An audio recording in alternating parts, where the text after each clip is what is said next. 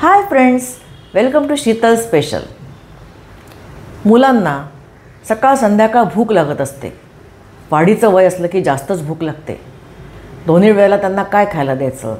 बाहेरून आणलेलं चांगलं नाही, पचायलाही जड, महागही पडतं।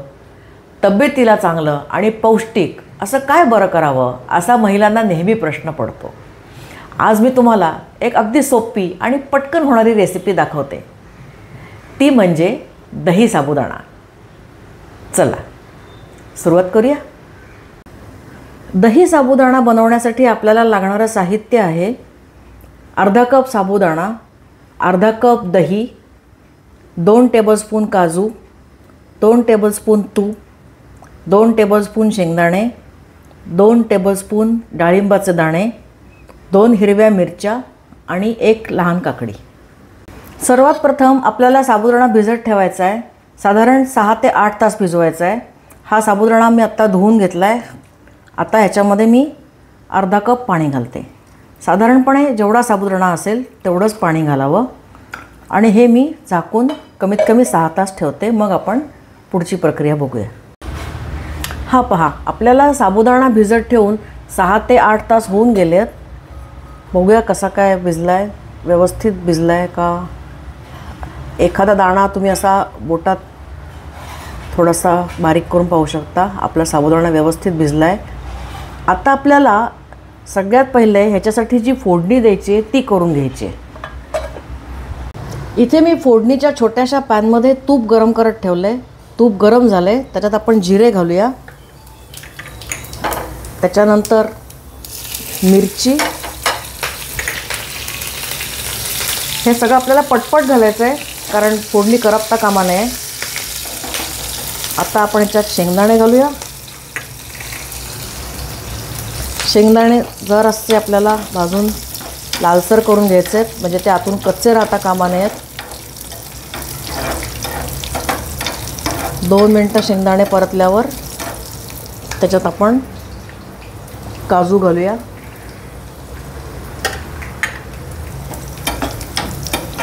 आपण फोडणी पहिल्यांदा अशासाठी करून घेतली की ती आपल्याला गरम गरम दही साबुदाण्यात घालायची नाही आहे।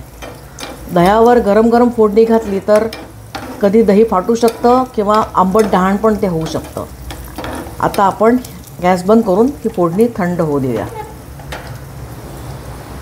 इथे आपण ही फोडणी गार करत ठेवली आहे, तोपर्यंत आपण पुढची प्रोसिजर करायला घेऊया। इथे मी कढईत पुन्हा थोडंसं तूप गरम करत ठेवलं आहे। ह्याच्यामध्ये आपल्याला हा साबुदाणा अगदी हलका परतून घ्यायचा आहे। इकडे जास्त तूप घालू नका कारण ऑलरेडी फोडणीत पण तूप आहे। खूप जास्त तुपाळ झालं तर ते अगदी मग चांगलं नाही लागणार।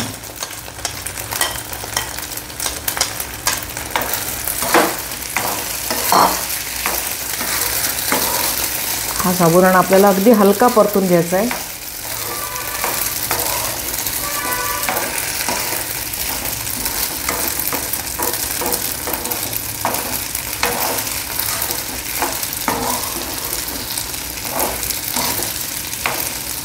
फक्त तो कच्चा न वाटता थोडा शिजला की खायला छान वाटेल, म्हणून हलका परतून घ्यायचा।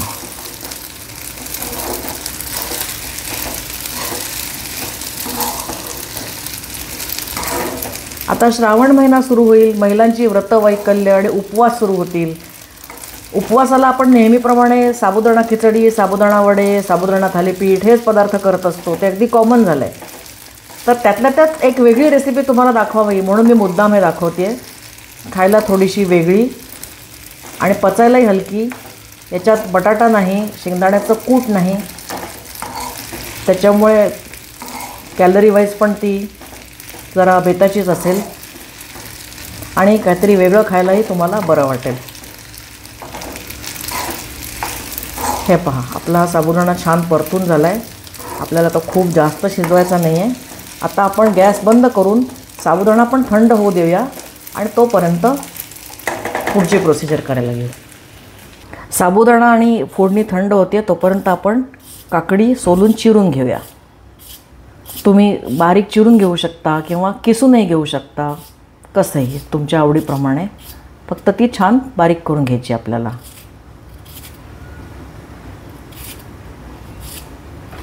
कोशिंबिरीसाठी तर आम्ही काकडी चोचून घेतो, ज्याला चोचणे म्हणतात, जे चिरणंही नाही आणि किसणंही नाही. काकडी सोलून झालेली आहे.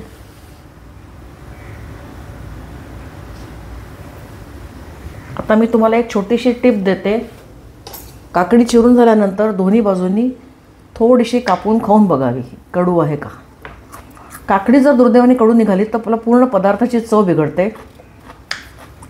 ही कडू नाही आहे, या बाजूनी कडू नाही आहे. आणि जर एखाद्या बाजूने कडू असली तर ती थोडीशी अशी काढून टाकावी आणि मग पुढची बघावी, ती चांगली असेल. पूर्ण थोडीशी कडू लागली म्हणून पूर्ण काकडीसर टाकून द्यायची गरज नाही. आता आपण याचे बारीक बारीक तुकडे करूया.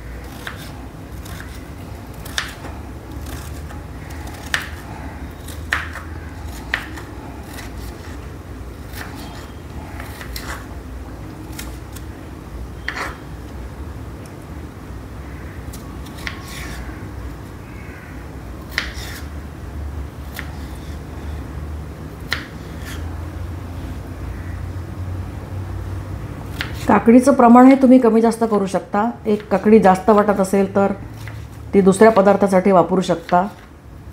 अर्थात तुम्ही किती साबुदाणा करताय, दही साबुदाणा त्याच्यावर अवलंबून आहे.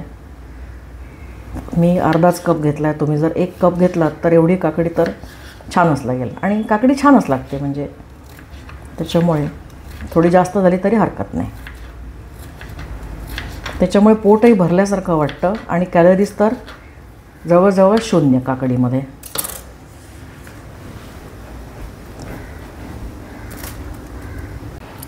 आपला साबुदाणाही थंड झाला आहे, फोडणीही थंड झाली आहे. आता आपण हे सगळं मिक्स करायला घेऊया.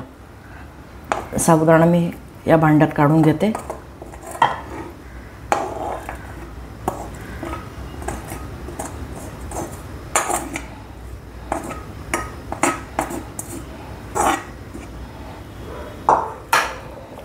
आता आपण ह्याच्यामध्ये दही घालूया.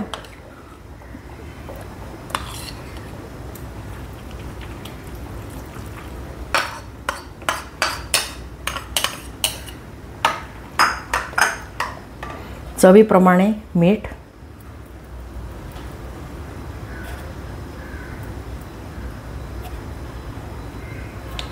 एक चमचाभर साखर,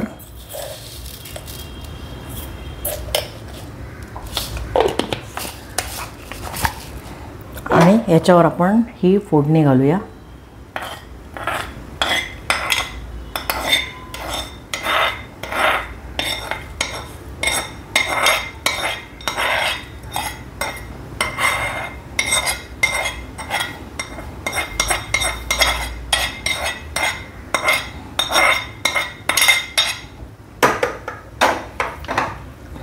आणि ही चिरलेली काकडी मी थोडीच घालते, मला हे जरा प्रमाण जास्त वाटतंय.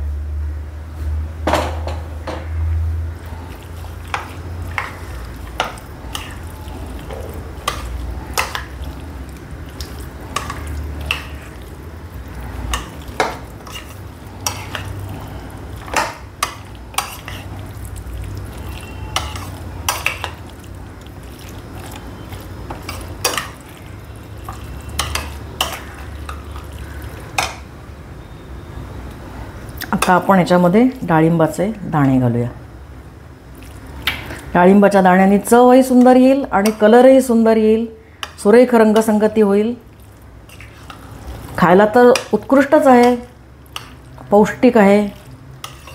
आता हे तुम्हाला जर घट्ट वाटलं तर थोडंसं पाणी तुम्ही घालू शकता. दह्याचं ताक करून घालू शकता। मी दह्याची वाटी साफ करण्यापुरतं अगदी 2 चमचे पाणी घालून त्याच्यात मिक्स केलं आहे आणि आपले दही साबुदाणा खायला तयार।